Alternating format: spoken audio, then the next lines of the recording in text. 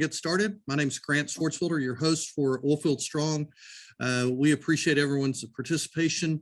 As you all know that we do this the first Wednesday of every month, and then we record this for our YouTube channel, which has been upgraded. So y'all need to go and check that out. It's got all sorts of pretty visuals.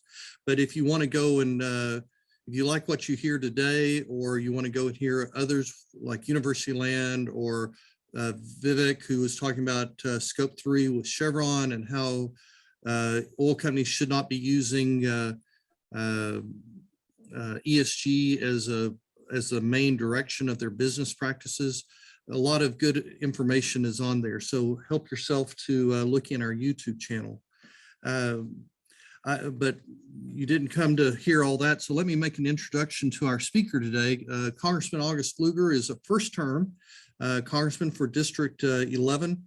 Ranges from, this is a case of a little gerrymandering or something here, where it goes from Midland all the way to Granbury. And what's interesting about that is that my OTA has its operations in Granbury, and you're our congressman, and we also have field service over in Midland and a yard there, and you're our congressman. And you didn't know I was going to do this, but your office helped us with some of the federal issues associated with that employee retention tax. Very helpful to kind of work with the IRS. So your office was incredibly responsive and helpful. So thank you for that, and give you a plug, because not everyone I deal with is quite that responsive. So so you need to give somebody a bonus over there. Good, thank you for that. But Congressman Pfluger's seventh generation Texan, is on Foreign Affairs and Homeland Security committees, clearly very interested in the energy industry because of the aforementioned district. And so that's really what we're wanting to talk about today.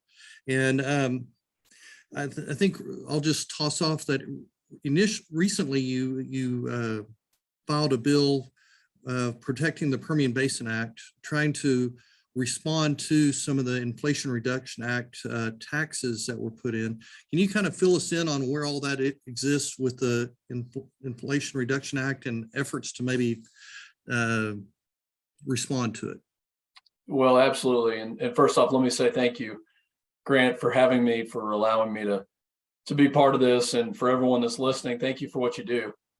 Even though our administration is assaulting this industry and attacking the very thing that underpins our economy, our national security, in our homes. Thank you for what you do. Let me do this. I'm going to start with showing this. I think most people have probably seen this saying, but this is, to me, the underpinning of just how important it is that we do everything we possibly can to unleash American energy, and that we do it here to reduce dependency on foreign countries, whether that's OPEC or Russia or any other country, for the things that are so basic to us. And that's energy, that's food. These are the things that our country, just because we are so blessed with natural resources. I mean, there's no other country in the world from coast to coast that has the natural resources we have. So when we see things like the Inflation Reduction Act, Grant, this was a terrible piece of legislation. And it could be called the Green New Deal. It could be called worshiping the climate gods bill. It has nothing to do with reducing inflation. In fact, every aspect of it will increase the cost to every American family, will increase inflation long term. One of the parts that I'm extremely worried about, and this is what everybody needs to know, is that not a single Democrat in Texas voted against it.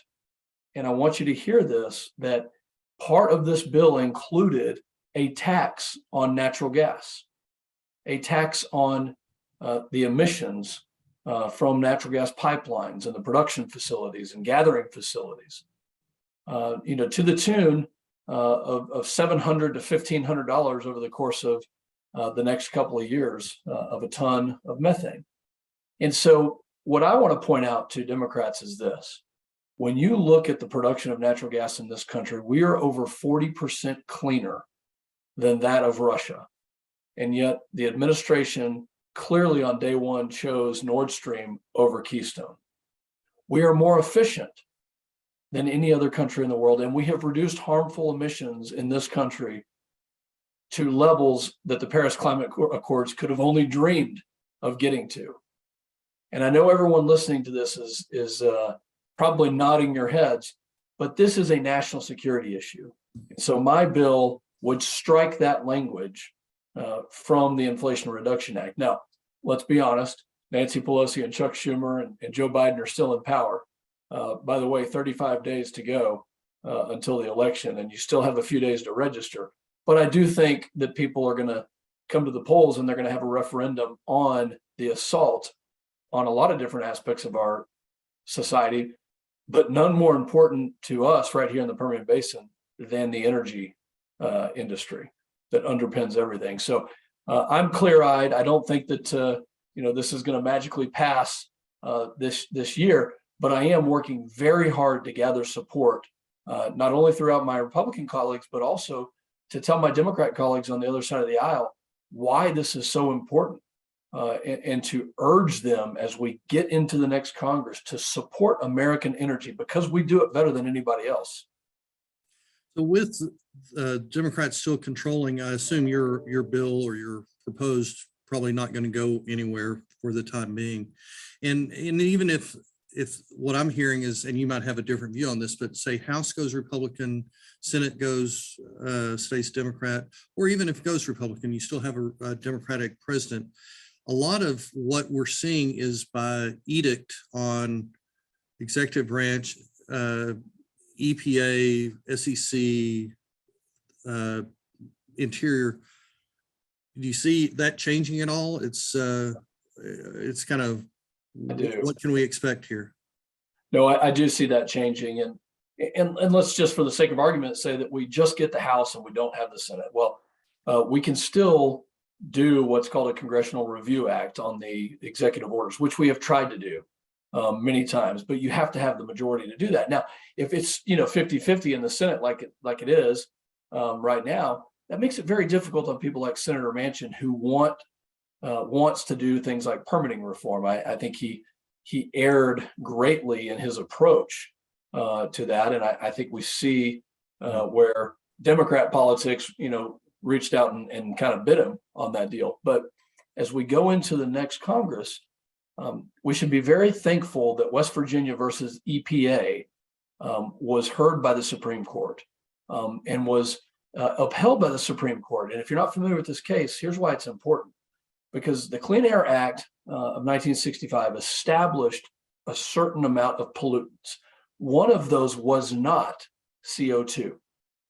And what the EPA decided to do in West Virginia was they decided to attack coal plants and shut them down because of their CO2 emissions. Well, West Virginia said, you can't do that. You don't have the authority to do that. And the Supreme Court upheld West Virginia's decision. This is important on issues like WOTUS. The EPA is trying to do the same thing. They're trying to take control of private lands through the water rights.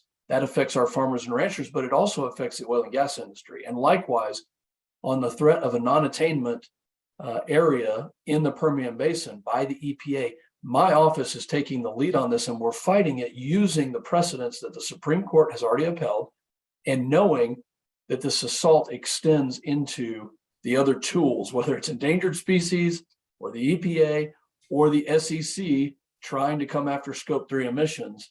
We are starting our oversight. I've written over 20 letters in the last month, oversight letters. Now, how many responses have I received?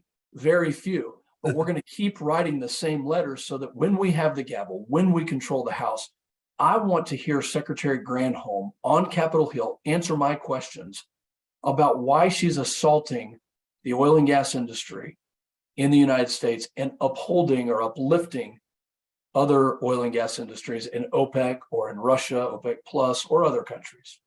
Let's talk about that non-attainment a little bit more, because it's such a drastic step. And there's been some press, but that would have a huge effect. And I believe that could be done by executive order or by the EPA. But could you kind of, maybe for our audience, explain that a little bit more, and then kind of, and what the ramifications of that could be? Well, sure. And it is a huge threat. Grant, you're absolutely right. And this is, this is legislation by unelected bureaucrats in departments that don't quite frankly report to anybody. And this is why it's so dangerous. And that's a whole other story about the accountability and reining this power back in to Right. Congress, the power of the purse. But when it comes to the non-attainment, this is all about ozone. And there are precedents both in Dallas and in El Paso. And what it would do, and by the way, some successful petitions by those communities, but what it would do is it would really force unnecessary monitoring and unnecessary reporting. You think about what the regulations Dodd-Frank did to our banking industry, where now even small community banks have to report a tremendous amount, mountains of paperwork. It would do the same thing to the oil and gas industry, to small producers, the ones that are actually out there innovating and doing the job. But we don't have the economy of scale in a lot of cases to deal with that paperwork, to deal with the additional measuring devices, and to take all of the things that the federal government's trying to impose because they know it's a weapon. Joe Biden said it very clearly. He wants to kill the oil and gas industry. He made that promise on the campaign trail. I'm telling you, I believe him when he says that.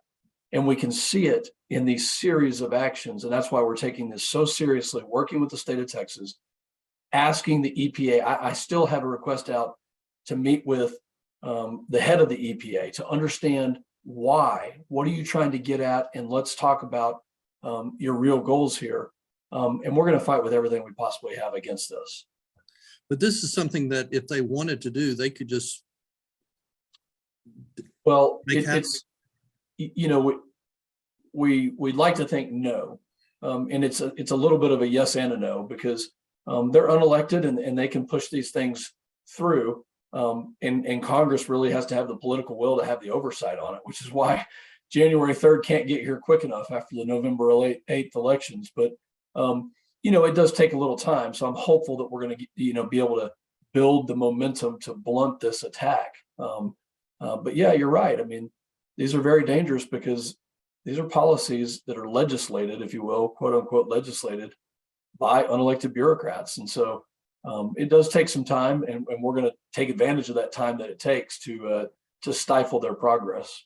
And so when you talk about unelected, what also comes to mind is SEC, or I've always kept expecting the OCC, Office of Currency Controller Currency, to be involved. And in fact, there's a good friend of mine's on a board of a large bank there in Midland. They had the OCC come visit them, didn't say anything about ESG, but he brought one guest with him, and it was a newly hired woman that was working for him as his environmental specialist. And why would the head of OCC bring an environmental specialist to meet with a local Midland bank if you weren't going to probably do something with ESG? So that all of those, and then that dovetails in with the SEC issues also. So can you kind of tell us about that? Or yes, let's talk about the SEC, the Securities and Exchange Commission, that is responsible for how the commerce in our country, and the stock markets, and the things that the financial markets. So, and capital is so important to oil and gas. If you don't have capital, it can stifle you quickly. Sorry to interrupt. No, you're right. And that the predictability of that capital, and the ability for investors to invest in the things that are going to make their shareholders profits. And I know you had a great speaker, Vivek Ramaswamy, last month, and nobody's better. He wrote a book called Woke Inc. On this. Nobody's better than Vivek, but every single agency, every single department throughout the Biden administration is using climate as a weapon on the way that we do business in this country. That is happening in the SEC. So here's their proposal. They, unelected bureaucrats within the SEC, are trying to legislate and mandate how reporting is done for Scope 3 emissions. And let's go through what that means. Scope 1 emissions are those that your company generates, publicly traded companies that are subject to SEC rules and regulations. that those companies generate themselves. Scope 2 are emissions when you buy electricity, when you source your electricity and you get power. Scope 2 is the reporting that's done on where that electricity comes from and the composition of those, whether it's wind or solar or natural gas or nuclear, that's the reporting that's required on Scope 2. Scope 3, which is yet to be reported, is anything in the value chain that is downstream. So let's say you're a producer of beef, that you're a large packing plant that's publicly traded. Your Scope 3 emissions reports would have to go to ranchers like my family and ask what the emissions were at the ranch from your trucks, from your tractors, from any of the facilities that you use. Well, let me tell you what. You asked, do we know what Scope 3 emission reporting looks like? Nobody knows what that looks like. It's another way to attack not just the oil and gas industry here, but let's think about the attack on rural America, because this is where it's really going to hurt our farmers and our ranchers, those that are using. How many farmers have cotton strippers that are solar powered or electric? I mean, this is nonsense. Yeah. So this is the kind of thing that they're trying to shame companies into. And eventually the companies, they've got a couple of choices. Either they go along with it, or the prices on these products that they are purchasing through the value chain get so out of control that consumers now have to bear the brunt on it. You want to talk about a recession, I would even use the word depression in that case. So these are all the bad ideas that are coming out of the administration. Climate is being blamed for everything, including illegal immigration. The hurricane that we just saw, where clearly NASA pushed back and said no. The climate change isn't responsible for the intensity of a Hurricane 4 or a Category 4 hurricane, but they're going to use every single opportunity to blame whatever the phenomena or crisis of the day is, to blame it on climate, which is categorically false in most cases. Yeah, I just returned from New Mexico Oil and Gas Association's annual meeting, and they had a speaker talking about the actual factual kind of history of hurricanes and hurricane damage. And it was very eye-opening that it's not exactly what is being presented in the public forums. Right. And kind of go ahead, please. No, you're right.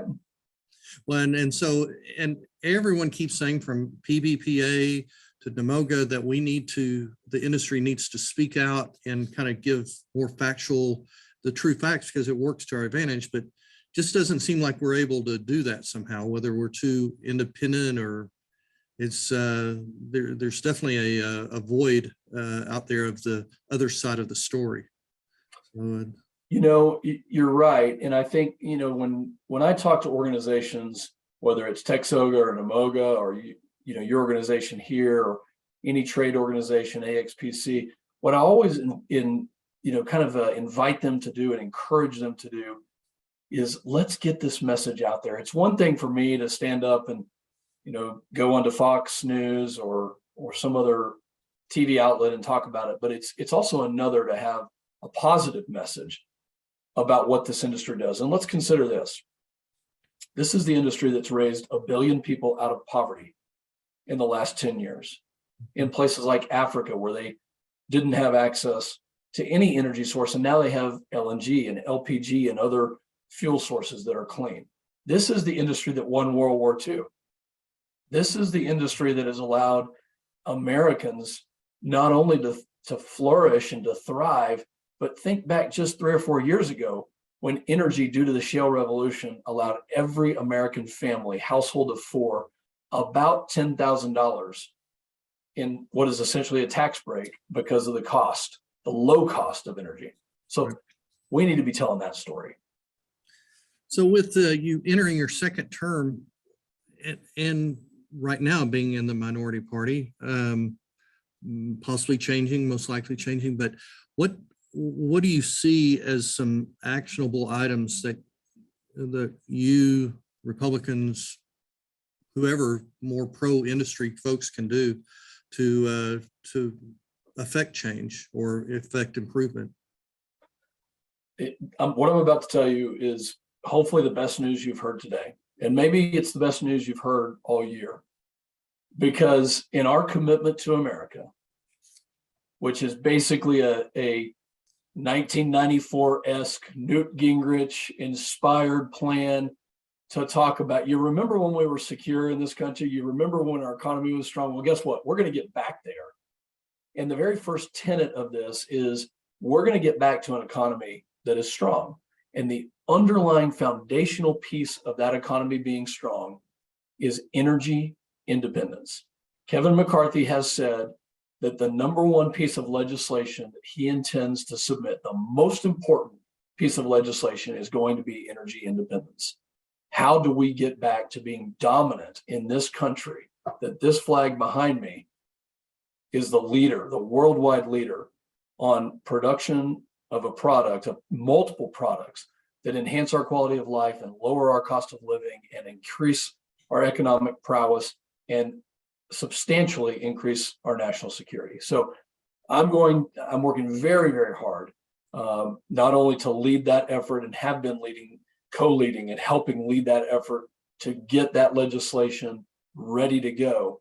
But I'm also working hard to get on the Energy and Commerce Committee, which will be pivotal next Congress in making sure that every other thing that we do, because we all know it depends on energy, is in the right perspective and the right lens to follow on to cutting regulations, to having permitting reform, to unleashing American energy, and to getting to a point where we're predictable. And Grant, I'll say this one last thing.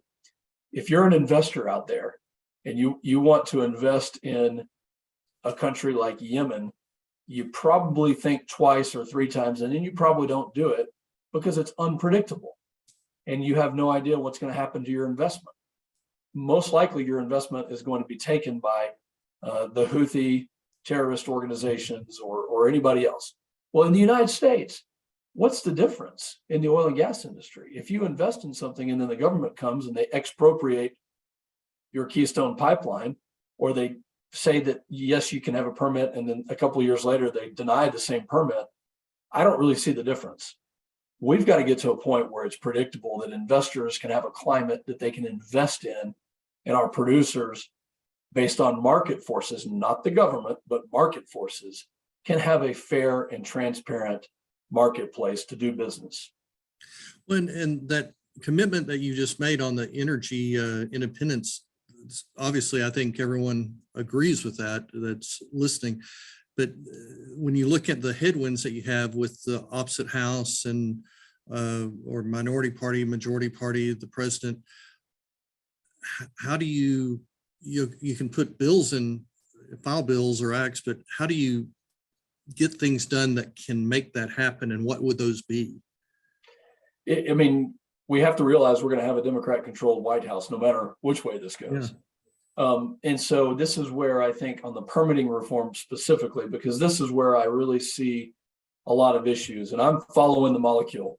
I'm studying it from the wellhead all the way down to ports where it's being exported or refined.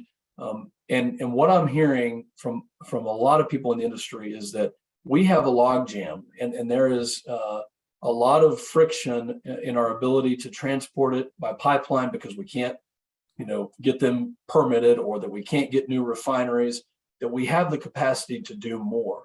And so our legislation is going to revolve around making it easier to permit. And I think there's an appetite for that, especially with LNG. Look at the situation the Europeans are in. Mm-hmm. Our legislation is going to make it easier at the target. I'm an Air Force guy, so you have to bear with me for a second, but start with the target. That's our export markets, places like Europe. Well, we want to be able to have some predictability and get it there, which means if you're a non-free trade agreement country, let's cut the red tape and get that product exported to those countries quickly. Yep. It's going to revolve around making sure that the tax code is protected. We cannot prop up a form of unreliable energy for the sake of the climate gods, only to the detriment of a reliable form of energy, oil and gas. And so those are the types of ingredients when it comes to legislation that we must do. And as you enter, let's just fast forward into 23 and then into 24, a presidential cycle. The forces, the economic forces will speak truth. And if legislation is done to make it more transparent and more predictable, then I think markets will react in a way that actually rewards that legislation. And if it's not, then, not to fast forward into a crystal ball too quickly, but I think that the president will pay the price for that. And so there's gonna be great incentive for the White House to go along with some of these things that we know, and quite frankly, they know too, are best for our country. Well, there's also an ESG angle for speeding up permitting, because you look at the Delaware Basin out far west Texas, that there's a huge amount of flaring. And once they had takeaway increase, more pipelines open, then instead of flaring, they could produce it. That's and exactly there went right. all your flaring and all the vapor that was coming with that, because you were able to actually get it to market. And so there's a lot to be said for improving permitting and improving your midstream system to take the pressures off of your production and what you're doing with that byproduct of gas. No, you're right. And this is where, we see it a little bit in Texas, but we're lucky to have a railroad commission led by Wayne Christian. Obviously, we have Christy Craddock, but we're lucky to be able to do some of that ourselves in the state of Texas. Outside the state of Texas, the Marcellus and the Utica and places that are in the Northeast, these other producing regions, they have no chance. I mean, they literally have no chance right now because of the regulatory environment. So we know that it's safer and it's actually more environmentally friendly to transport via pipeline. And unfortunately, our colleagues on the other side of the aisle have, for some unknown reason, other than benefiting and manipulating what Vivek Ramaswamy would say are shareholders, or stakeholders, not shareholders. They're manipulating these markets, probably to the tune of billions of dollars profit to their own selves. Kind of as a related but not quite, do you see solar, wind, electric vehicles, all that kind of continuing to just accelerate like we've seen it? Well, certainly if the government unfairly props them up, that's my problem with it. Is I don't have a single problem with any form of energy out there. In fact, our world needs every ounce of energy that we can possibly get. But there's only a couple of primary sources of energy. And the other sources, the unreliable sources of non-primary energy, which I think we can also call renewable, they have to be able to compete. And in places like West Texas, sometimes the wind is blowing and sometimes the sun is shining at the right levels and at the right intensity to harness that energy. That's wonderful. But it also comes that when you prop up those types with subsidies or tax credits or things that are not given to other sources of energy, that it actually increases the cost to consumers. We're juggling, this is what I try to convey to my colleagues on the other side of the aisle, Grant, is, imagine that in this discussion of energy that you're juggling 5 or 6 different balls in the air. One of them is price. One of them, sure, let's go ahead and say one of them is environmental concerns. Another is reliability. Another is national security. In the case of Ukraine, they know something about that. Eastern Europeans have witnessed that. So you're juggling all these balls. Well, when you drop one of them and you say that's not important, what it does is it unfairly imbalances the other ones that you're juggling. And there's going to be an equal and opposite reaction to that. That's exactly what Europe is going through right now, because they made bad policy choices 15 years ago. And the Germans committed to shutting down their coal plants. They committed to stopping drilling. And we know that that was a result of the misinformation out of Russia on fracking. We know that for a fact. So they made these bad policy choices. They tried to go to a renewable mixture within Germany. And then they said, oh, by the way, and this is where the security, the ball about security comes in. They said, hear no evil, see no evil. We'll get our natural gas from Russia, which is extremely dirty in comparison to the U.S. product. Well, they're paying for it right now. And you see that we may be paying $7 or $8 an MCF they're paying 3 or 4 times that for an MCF of gas. Most likely to go up. So It's most likely to go up. So the consumer and their national security and their economy has suffered because of poor policy choices. This is my passion. Energy security is the foundation for our national security, and we cannot ignore reliability and the resources we have right here just because they want to try to lower global temperatures by 0.01 degrees in the next 80 years, which is about what they would do if we met some of their outlandish requirements. you want to talk one of the most green forms of energy, it's nuclear. Have you seen any type of movement up in DC you read, and it sounds like people are becoming a little more accepting of that, but you see any, and talk about permitting issue. Heck, that takes 20 years. It makes pipeline permitting look like a charm compared to that. But have you seen anything, or you hear things kind of moving with that, nuclear permitting, building, all that?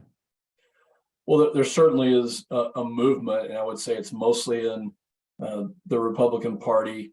You see a few moderate Democrats looking at the science of small modular reactors and what can nuclear technology do. But this is how you know that the climate gods discussion and argument is a farce, because if they really believed in that, nuclear would be the answer, because it's reliable and it provides baseload capacity, unlike other sources like wind and solar. Yes. But no, the permitting on this, they refuse to look at it. They refuse to really dig in. It's going to take our leadership on this. And I just look at the planet, and I think about the amount of people that we are estimated to add over the next 15 to 20 years. About 1 billion people is the conservative estimate. It's going to take every available energy source that we have, including nuclear. And I think that this is an area that the U.S. should lead in and can lead in, because it's a national security issue. And we have, some of the best nuclear technology right here in the state of Texas. I recently visited Comanche Peak, and, I'm studying energy. I'm getting an in-depth education on it because I want to understand the role of government in the free market system, which quite frankly should be limited, and should allow the innovation to happen just like it has over the course of the last 120 plus years since we first got lights on in some of the cities. But we can't afford to go backwards. And that's where a lot of these policies are going to end up taking us. Well, like every issue, it's very complex and takes more than just natural gas or just one thing or the other. So you do have to look. We're running out of time, but I'm a political junkie, so I've got to take advantage of having a congressman here. Give me, you talked about a crystal ball. So what's going to happen in November? Now the pressure is really on. I believe that we're going to take the House back. And as a freshman member, serving the minority has been extremely frustrating, especially knowing that from our conversation today, we've seen the Biden administration legislate from executive orders and legislate from unelected bureaucrats. So we have to get the ship back on course. I do think that we're going to take the House back, and it's because we have inflation of 8.3% or greater. It's because 1 in 6 Americans are facing a disconnect notice from their utilities right now. It's because every American family is right now, today, making a choice. Do I go out and buy some more groceries, or can I get some clothes, some fall and winter clothes for my kids? Those are real choices that are being made. Do I fill up the car, or do I go buy groceries? We should not be in a situation, this was completely avoidable, but we should not be in that situation. And it all comes back to energy. And I think that Americans are going to wake up, and there's going to be a referendum on the two things that I personally judge the president on. And that is, are we more secure? And do we have a more prosperous economy? And the answer to that is unequivocally no. So my crystal ball is that we will win the House, but it's not because it's going to be given to us. It's because we're working for it. We have a commitment and a plan and a strategy to America on what we can offer. And I'm excited. I mean, I'm hopeful And the thing that inspires me the most is, yesterday I went to a control center for a major pipeline. And I had the opportunity to see these men and women who are controlling 5 million barrels a day throughout the United States, and getting that product to the appropriate place so that we can use it. We are blessed right here in this country with those resources. And I don't see the other side of the aisle, really, there's no gratitude for those men and women, the 10 million Americans who do some sort of business related to oil and gas. There's no gratitude to the resources we have. There's no gratitude for rural America. And I think that's what's going to leverage the Republican Party. On the Senate side, I'm hopeful. I'm not the expert on that, but I think a lot of my the colleagues that are in the Senate will tell you that things are looking good, but they're going to keep working for it in the next 35 days. It's a long time until Election Day. Yeah, there's still a lot that can happen. So, Congressman, thank you again. Urge my audience that if you're in his district, which it's hard not to be if you're in the oil industry because of how widespread it is, but as I mentioned at the beginning, his office was very helpful, Evan Thomas and others that we worked with. So I know that y'all probably have more than enough to do, but I'd urge you to reach out to him because they were very helpful, and I'm sure will be the same for y'all. So with that, Congressman, I wish you the best and thank you for your time. And I look forward to what you can do to help the industry out. Well, I hope everybody will reach out. Come see me in Washington, D.C. Let me know how we can be helpful. And thank you so much for having me on this program and for what everyone does for our country. So God bless. Thank you, Congressman. Take care. Thanks, everyone.